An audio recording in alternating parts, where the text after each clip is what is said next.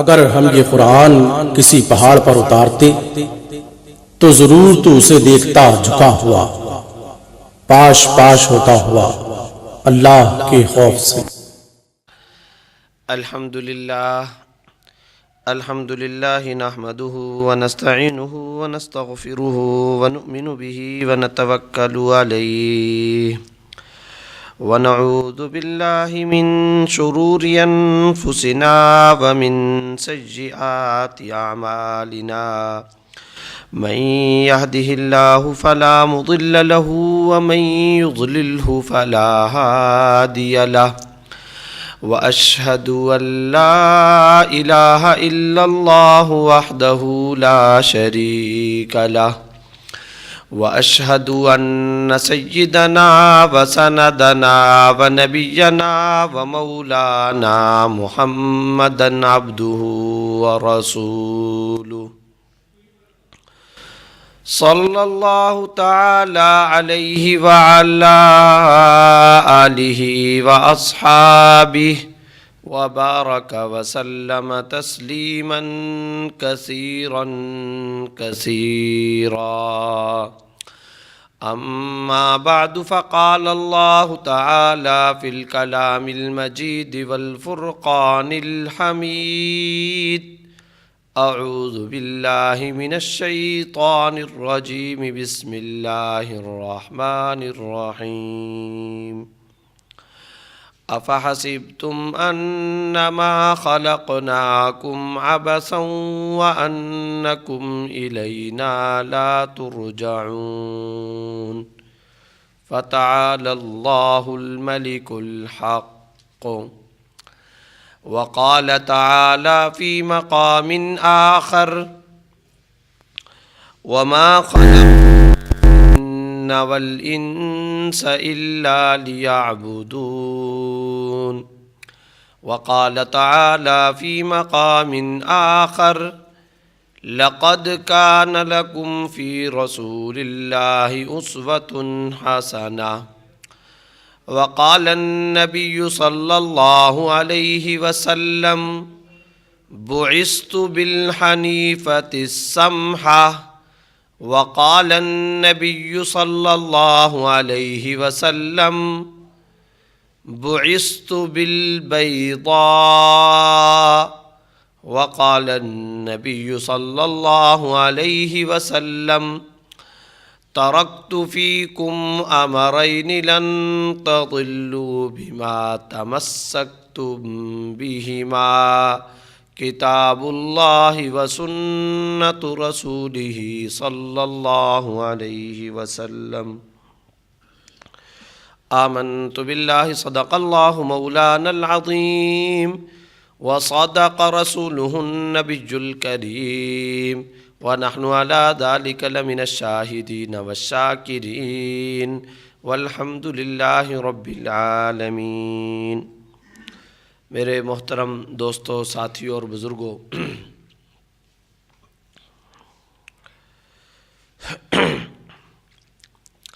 آج کی اس نشست کا موضوع ہے اسلامی سال نو کا پیغام نوجوانوں کے نام. حقیقت کے اعتبار سے تو نوجوانوں کو خاص طور پر علیحدہ سے مخاطب کرنے کی کوئی زیادہ ضرورت اس وجہ سے نہیں ہے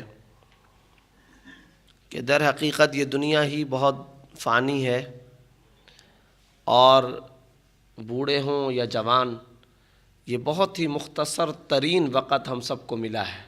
انتہائی لمیٹڈ اور انتہا درجے کا محدود وقت ہم سب کو ملا ہے، اور بہت جلد ہم سب نے اس دنیا سے رخصت ہونا ہے. قرآن کریم کا جو مرکزی نقطہ ہے، قرآن کریم کا جو سب سے زیادہ مرکزی موضوع ہے، وہ ہوتا ہے عقیدہ آخرت.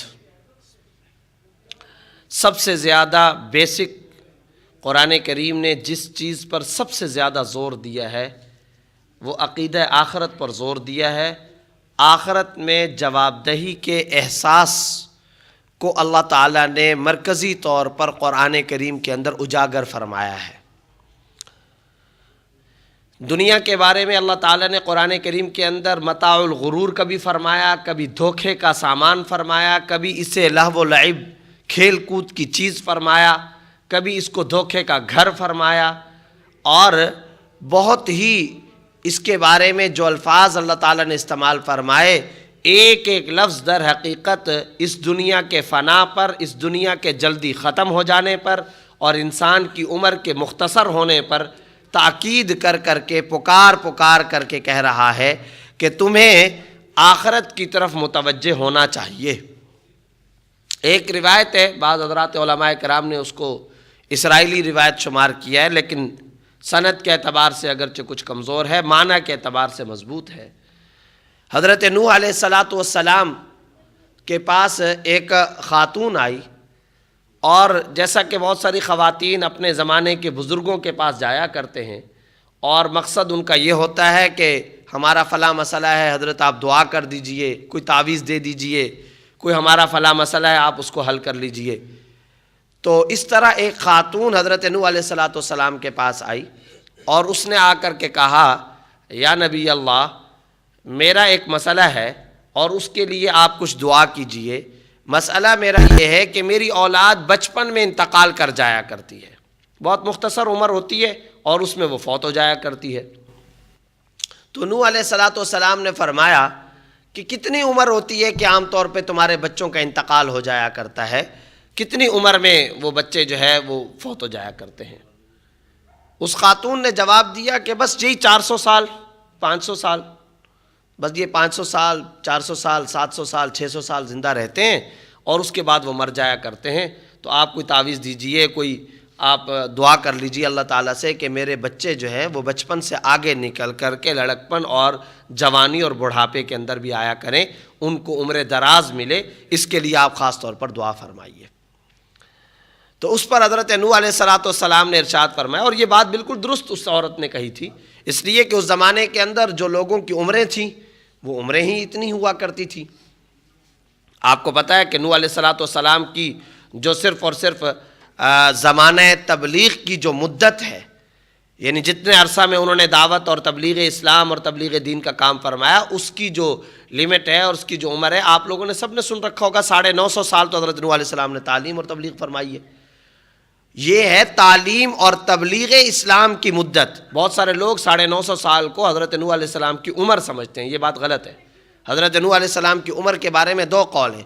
ایک قول یہ ہے کہ 2000 سال ان کی عمر تھی، اور جو راجح قول ہے وہ یہ کہ 1700 سال حضرت نوح علیہ السلام کی عمر تھی۔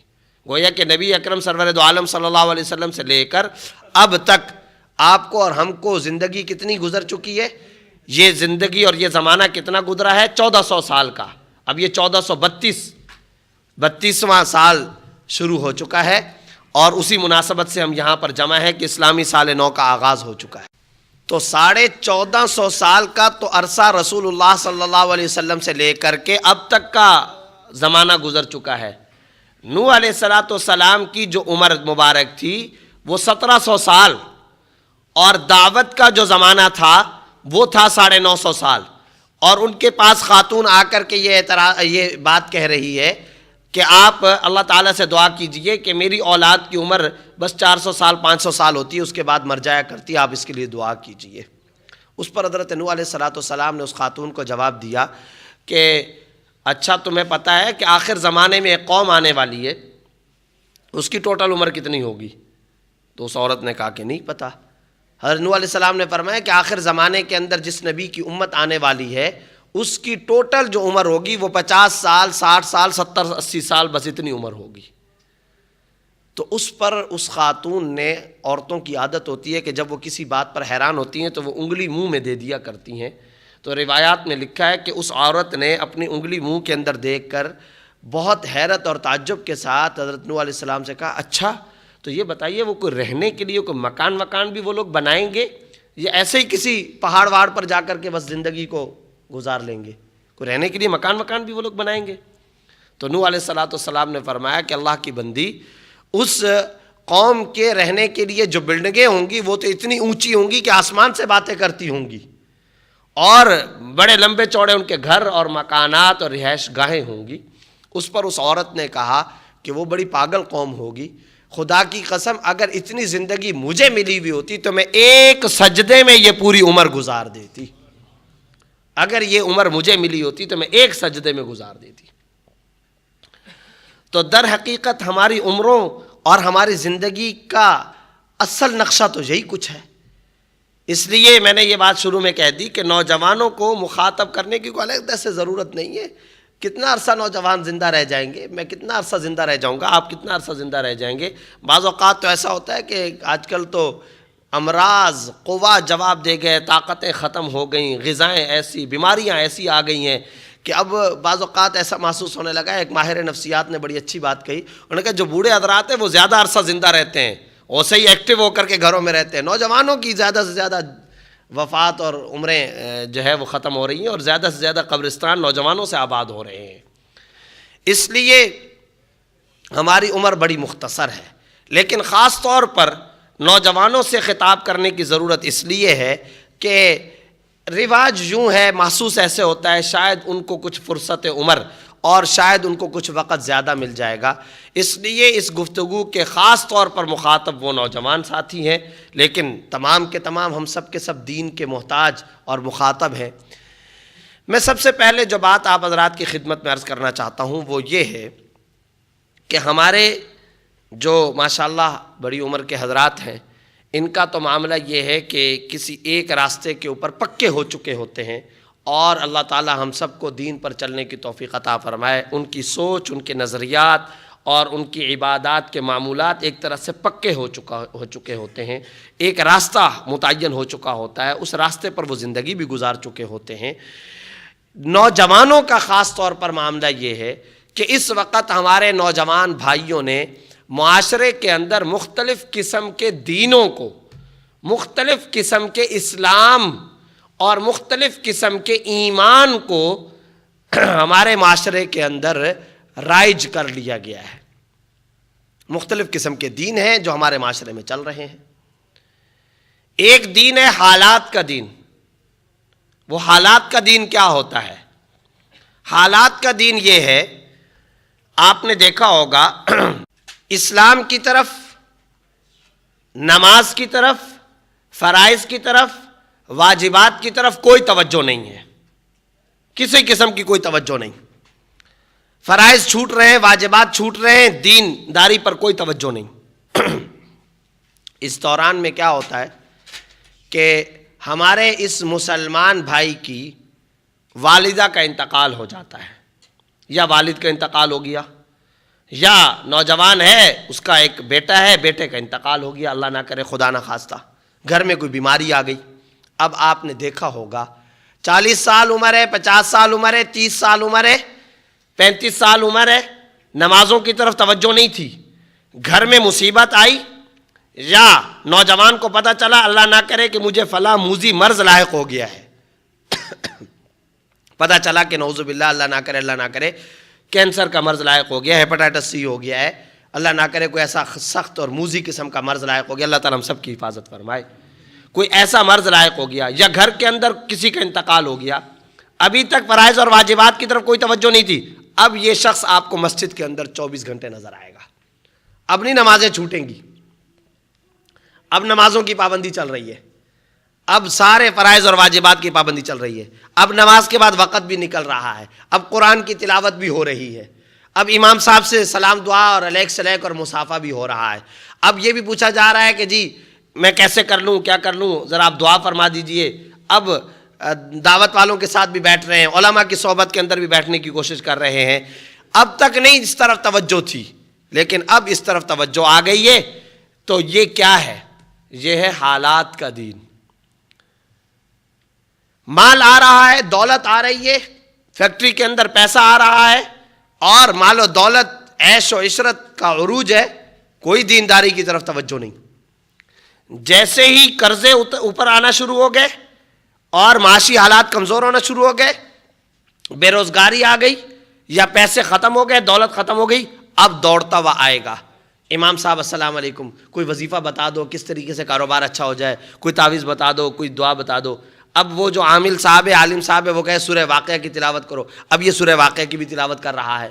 اب عامل کہہ رہا ہے کہ جی نمازوں کی پابندی کرو، اب نمازوں کی بھی پابندی ہو رہی ہے. حالات خراب ہوئے تو دین کی طرف متوجہ ہو گئے. اب تک نہیں ہے دین کی طرف توجہ. اس کو کیا کہیں گے؟ حالات کا دین. جیسے جیسے یہ غم ختم ہوگا، والدہ کے انتقال کا، والد کے انتقال کا، بیٹے کی موت کا، یا گھر کے اندر کسی اور چیز کا، یا ڈاکٹروں نے اچھی رپورٹیں آ گئیں کہ جی بیماری جو تھی وہ بیماری اب ختم ہو رہی ہے، اب پھر طبیعت میں بغاوت کے اثرات شروع ہو گئے. اب پھر نمازیں ختم، اب پھر مسجد کی طرف آنے کی جو عادت تھی اب وہ ختم، اب جو دینداری کے اندر جو مضبوطی پیدا ہو رہی تھی اب وہ پھر آہستہ آہستہ اس میں سستی، اب پھر کمزوری، اب پھر دین سے دور ہوتا چلا جا رہا ہے، دین سے دور ہوتا چلا جا رہا ہے. یہ حالات کا دین ہے.